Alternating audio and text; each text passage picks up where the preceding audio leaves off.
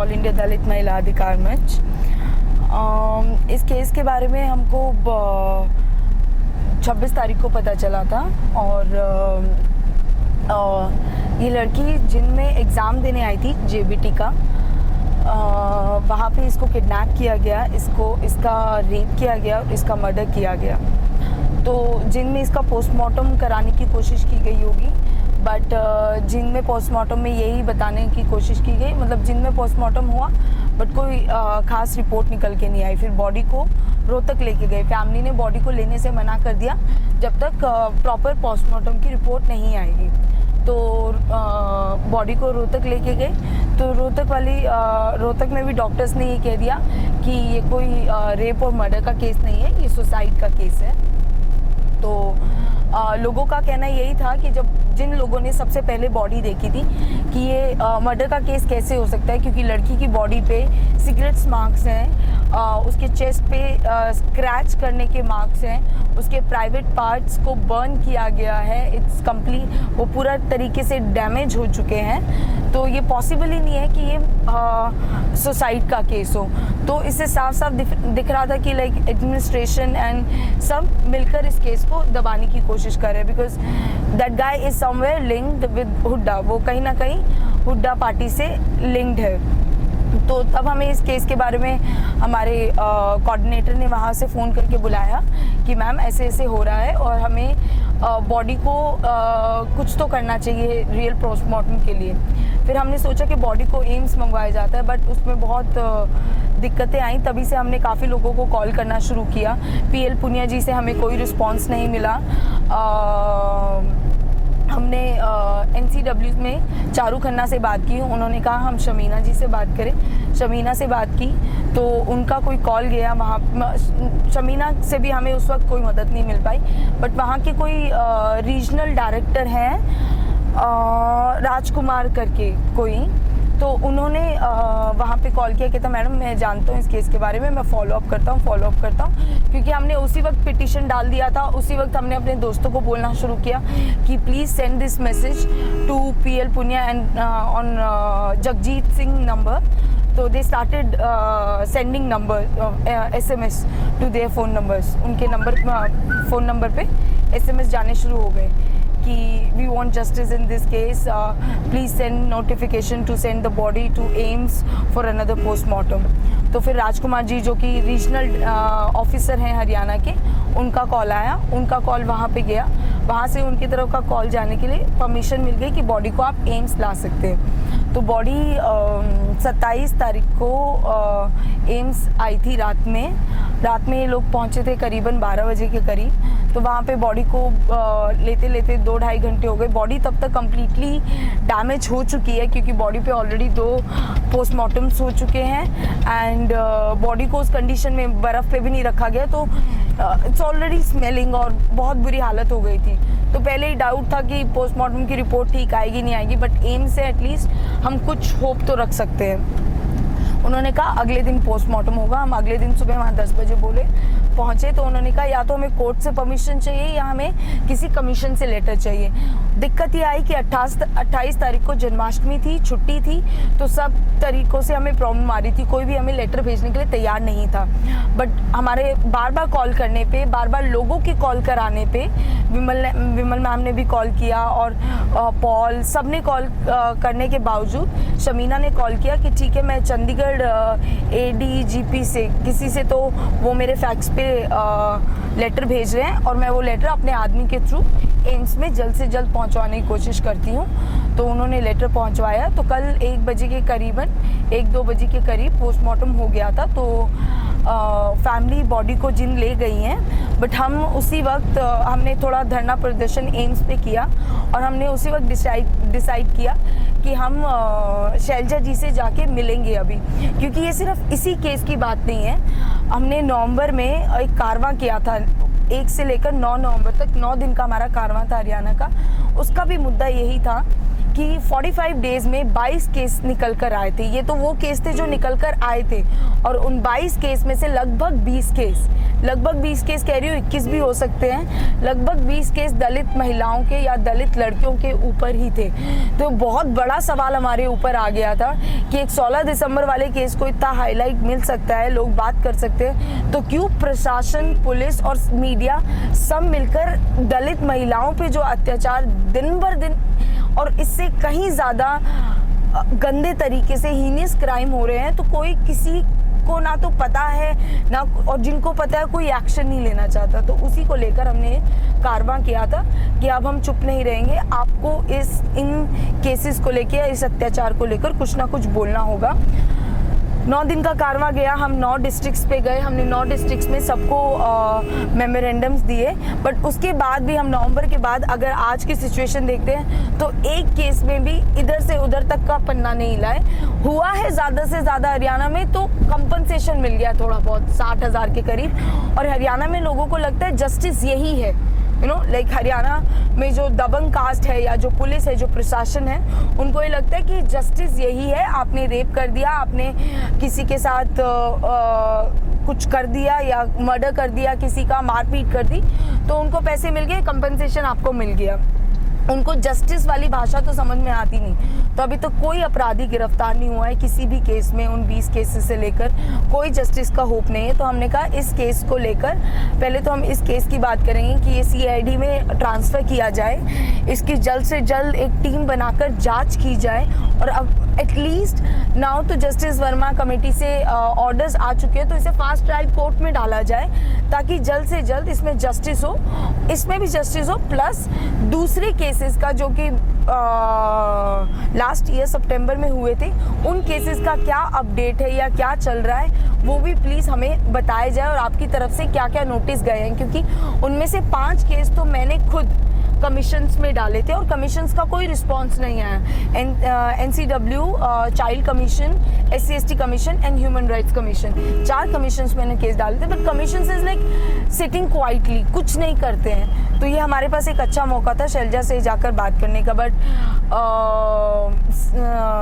Sad news था ये कि वो ऑलरेडी हमारे जाने से पहले वो निकल चुकी थी और हमसे मिल नहीं पाई। बट हम वहाँ फिर भी बैठे रहे कि आप जब तक हमारी शैलजा जी से बात नहीं कराएंगे हम नहीं जाएंगे, क्योंकि वो हमारी मंत्री हमारी बात नहीं सुनेंगे तो किसकी सुनेंगे। तो उन्होंने कॉल किया, विमल थोराट से उनकी बात हुई थी, उन्होंने कहा कि ठीक है आप लोग सुबह 10 बजे आइए, मैं कल आप लोगों से मिलूंगी पर अभी नहीं मिल पाऊंगी, मैं किसी तो बहुत इंपॉर्टेंट मीटिंग में हूँ। तो आज एक टीम हमारी ऑलरेडी शैलजा जी से मिलने गई हुई है और हम लोग जिन फैक्ट फाइंडिंग में जा रहे हैं, क्योंकि अभी पोस्टमार्टम हो गया है, अभी पोस्टमार्टम का रिज़ल्ट आना, टेस्ट का रिज़ल्ट आना बाकी है, वो शाम तक आ जाएगा।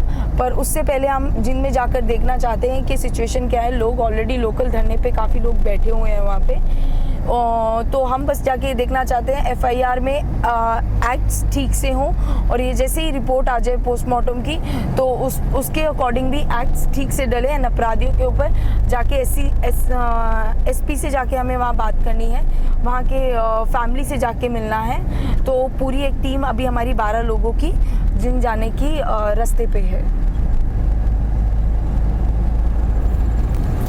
एक्यूज की बात करूं तो जैसा कि मैंने उनकी फैमिली मेम्बर से पूछा था, उनको तो नहीं पता कि अपराधी कौन है, क्योंकि उनको अपनी लड़की मृत मिली है ना, मरी हुई मिली है, तो उनको नहीं पता है कि ये किसने ये कांड या ये हरकत किसने की है। पर डेफिनेटली पुलिस को पता है, क्योंकि अगर पुलिस इस चीज़ से पलड़ा झाड़ रही है या पुलिस इस चीज़ को इग्नोर कर रही है, दबा रही है, तो डेफिनेटली पुलिस के ऊपर उन लोगों का पीछे से प्रेशर है। तो पुलिस नोज कि who are the accused, but police किसी को बताना नहीं चाहती है, that was the thing. But हम लोग नहीं जानते कि एक्यूज कौन है, क्योंकि अगर लड़की हमारी जिंदा होती तो शायद हम पूछ भी सकते थे कि कौन है, बट हमें नहीं पता है एक्यूज कौन है। बट डेफिनेटली पुलिस को पता है कि एक्यूज कौन है, क्योंकि पुलिस को उनकी तरफ से पैसे भी मिले होंगे या दबाव मिल रहा है कंटिन्यूसली।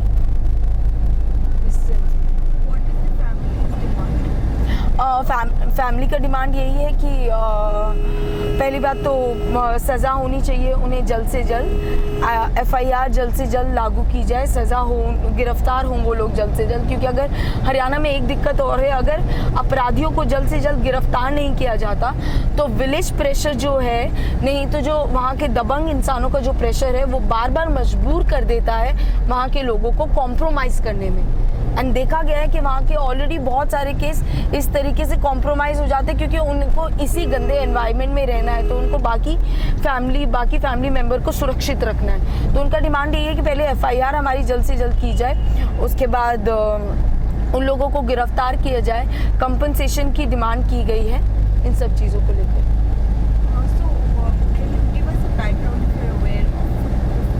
फैमिली बैकग्राउंड, मैं फैमिली बैकग्राउंड के को लेकर थोड़ा अवेयर नहीं हूँ क्योंकि ये केस मुझे अभी रिसेंटली 2 दिन पहले ही पता चला है। बट वहाँ पे आप जब उनकी फैमिली से मिलेंगे तो may be they will give you the background.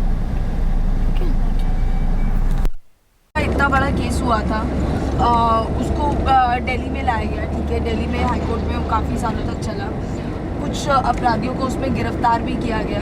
उसमें एक छोटी सी बात को लेकर पूरी कम्युनिटी को जला दिया गया था और एक बुजुर्ग और एक अपंग लड़की की डेथ हो गई थी। बट अगर आज आप उनकी जाके सिचुएशन देखेंगे, किसी ने उनको फार्म हाउस पे रहने की जगह दे रखी है, दैट्स इट। गवर्नमेंट ने उनके रिहेबिलिटेशन के लिए, उनके इकोनॉमिक राइट्स, उनके काम के लिए कुछ भी नहीं किया है। वो पिछले 5 साल से उसी ऐसे सिचुएशन में रह रहे हैं जहाँ पे कि वहाँ सांप, बिच्छू, कीड़े सब निकलते हैं यार।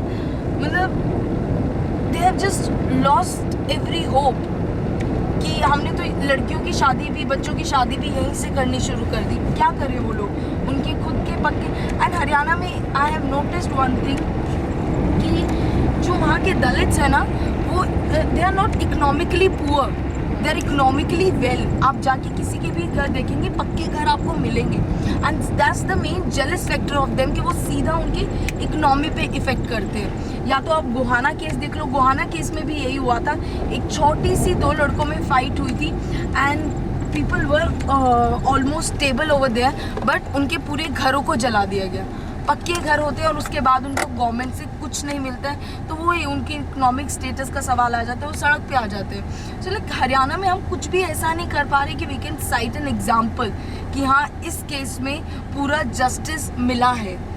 केसेस लाइक बढ़ते ही जा रहे हैं बट जस्टिस उतना ही पेंडिंग होता जा रहा है। चाहे कुछ भी आ जाए यार, जस्टिस वर्मा की रिपोर्ट आ जाए, कुछ भी आ जाए, किन्हीं भी मतलब विमेन सेफ्टी को लेकर, बट जब तक हम कास्ट इशू इंक्लूड नहीं करेंगे जेंडर में, मी एंड मतलब Asha is talking about this continuously, जब तक कास्ट इशू को हम अलग तरीके से नहीं देखेंगे, उसके हम अलग से रिपोर्ट्स या रिकमेंडेशंस, जो भी कार्रवाई करने का अलग तरीका नहीं लेंगे, हम काम नहीं कर सकते हैं इसमें। क्योंकि शायद मुझे 2.5 साल हो गया एडमम में काम करते हो, ऑल इंडिया दलित महिला अधिकार मंच पे। मैंने एक भी केस में जस्टिस नहीं देखा अभी तक हरियाणा के। CMP, it's not about only Haryana, CMP cases are increasing every damn day. See Bihar is like acid attack, you guys, I guess you guys knows about Chanchal case, see acid attack, और that's only one case जिसका recording वगैरह हो गया। Every day these kind of cases are happening, but in Bihar and MP we have just an hope कि civil society people are there, you know, our state coordinators are there. But in Haryana हमारी state coordinator थी Savita, she used to get threats, you know, the girl can't work in Haryana safely. मुँह पर आके बोल देते हैं, उन पॉकेट में गन रहता है कि अगर तुमने यहाँ काम किया तो तुम्हें मार देंगे। So there is a no scope of protesting, working over there, no scope of this thing. So, what are the forms generally in which this kind of caste and gender oppression happens? There's one is there is rape. Yeah. So what are the other? There's a verbal abuse, land के issues पे लेकर बहुत लड़ाइयाँ होती है हरियाणा में. इधर dominant caste की घर हैं, इधर डोमिनेंट और बीच में कुछ दलितों के घर हैं. दे ऑलवेज उनका उस पर नज़र रहता है. They always try to occupy that land also. उस चीज़ को लेकर थ्रेट्स एंड ऑल दिस मारा पीटी.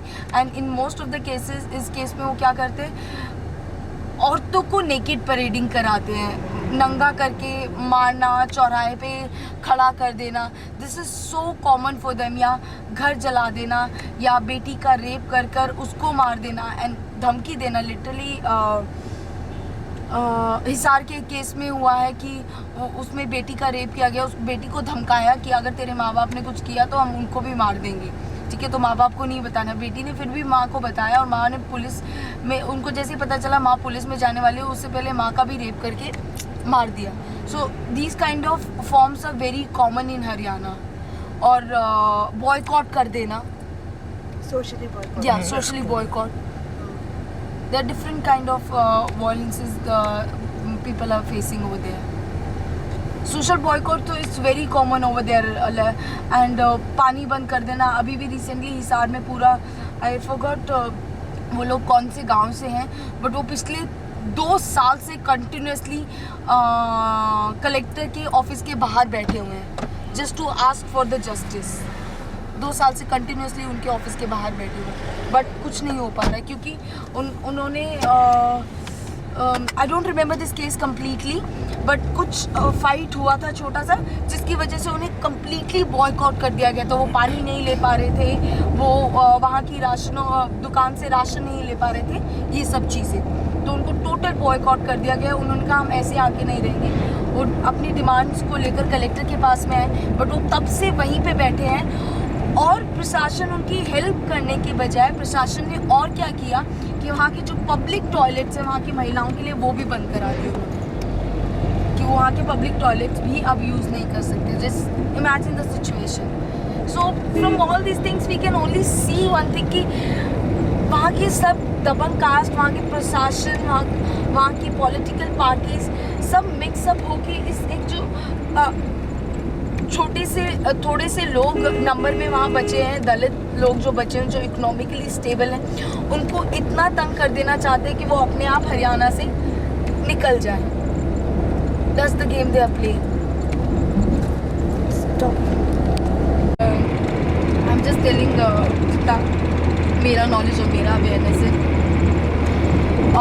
डेफिनेटली वी आर तो just a supporters, you know. हम उनकी फाइट्स में सपोर्ट कर रहे हैं, but Haryana people are really strong. Really I have seen this thing. उनमें एक वो जस्टिस का, कॉम्प्रोमाइज़ का बिल्कुल जज्बा नहीं है. प्रेशर से कॉम्प्रोमाइज़ करा देते हैं, बट पैसे लालच के नाम पे कॉम्प्रोमाइज़ का एक, दे रियली नीड जस्टिस. लोग कह रहे हैं कि वॉयलेंस बढ़ गया, बट वॉयलेंस नहीं बढ़ा है. Number of cases that is coming out वो बढ़ गया है हरियाणा में, because people are becoming educated, mobilize हो रहे हैं, जस्टिस चाहते हैं, वो बाहर आ रहे हैं केसेस को लेकर. और जितना उनका जस्टिस का डिमांड बढ़ रहा है, उतना ही उनके ऊपर इन रिटर्न वॉयलेंस बढ़ रहा है. क्योंकि जितना वो अपने राइट्स को लेकर अवेयर हो रहे हैं, उतना ही वो लोगों को लग रहा है कि ये क्या हो रहा है. मतलब पहले तो ऐसा नहीं होता था, पहले तो चुपचाप बर्दाश्त करते थे, तो उतना ही उनके ऊपर उसको दबाने के लिए इन रिटर्न वॉयलेंस बढ़ रहा है. एंड जहाँ तक रही ग्रुप्स की बात हरियाणा में काम करने की, nobody wants to work in Haryana because everybody is scared. कोई हरियाणा में आकर काम नहीं करना चाहता, कोई हरियाणा में, सब डरे हुए हैं. But people are still working in Haryana, छोटे छोटे ग्रुप पे. बट इतना आउटकम निकल कर नहीं आ पा रहा है. आउटकम आ रहा है, लोगों की खुद की स्ट्रगल से आउटकम निकल कर आ रहा है, क्योंकि they are really strong, but speed is very slow. But we still hope like कुछ सालों में कुछ बदलाव की आसार हैं, अगर हम कंटिन्यूसली इसी तरह काम करते रहे. कोऑपरेशन कहाँ से मिलता है generally? Cooperation from the local community. Apart from that, Apart from that, what kind of cooperation you are asking? I mean, how does the state cooperate? Does it No, help not in at all. Not at all. Haryana state is totally non-cooperative state. जब भी हम धरने के लिए जगह भी मांगते हैं वो परमिशन नहीं देते, जब भी हम करने की कोशिश करते हैं तब भी उनकी तरफ से हमें कोई कॉपरेशन नहीं दिखता। लास्ट टाइम हम पे लाठी चार्ज भी कर दिया गया था करनाल में, जब हम अपना कारवां का समापन कर रहे थे, वो हमारा आखिरी दिन था।